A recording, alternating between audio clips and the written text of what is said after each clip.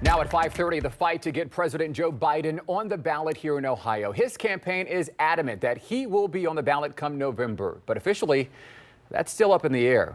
The deadline to make sure he is on it is approaching in just over a week. Thanks for joining us at 5:30. I'm Andrew Kinsey. And I'm Angela Ann. 10 TV political reporter Doug Petcash heard from the Biden campaign today. Doug joins us now live at the State House. What did they have to say about the situation, Doug?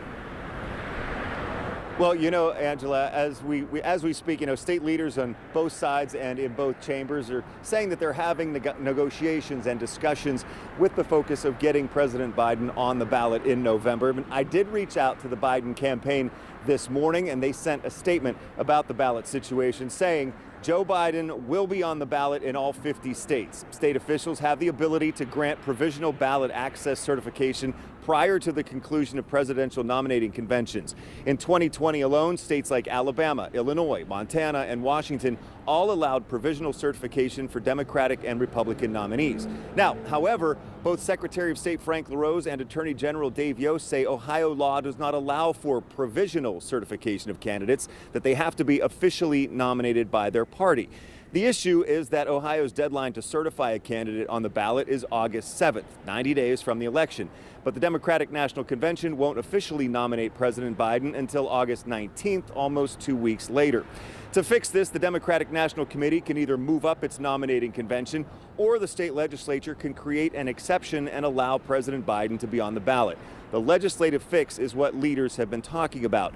The way the law stands, that fix would have to happen by May 9th for the president to get on the November ballot. Secretary of State Frank LaRose told me he has no choice but to uphold the deadline, which is the current Ohio law. But if the legislature makes an adjustment, his office will carry it out.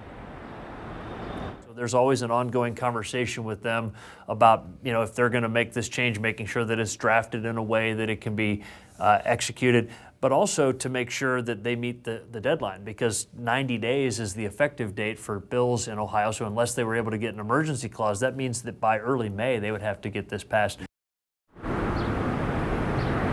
Now, since the law to certify a candidate was enacted in 2009, the General Assembly has made exceptions twice, in 2009 and 2020. In 2020, both parties' national nominating conventions fell after the Ohio deadline, and the legislature acted to make sure both of those candidates, Trump and Biden, could be on the ballot here.